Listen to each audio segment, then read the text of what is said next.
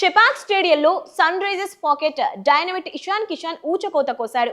Match గెలవడమే కాదు, match అయిపోయాక ఇక లగేజ్ సర్దుకొని ఇంటికెళ్ళండి అంటూ చెన్నై ఫ్యాన్స్ కు ఆయన ఇచ్చిన మాస్ కౌంటర్ ఇప్పుడు సోషల్ మీడియాను షేక్ చేస్తోంది.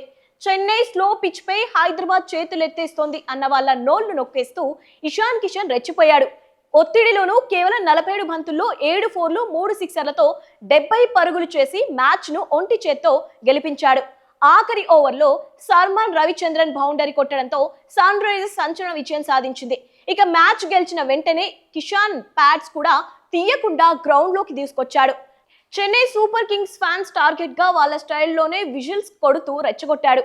అంతటితో ఆగకుండా చేతులతో ఇక ఇంటికెళ్ళండి, బాయ్ బాయ్ అంటూ హోమ్ సైన్ చూపించి సిఎస్కే ఫ్యాన్స్ కు గట్టిగా ఇచ్చి పడేశాడు.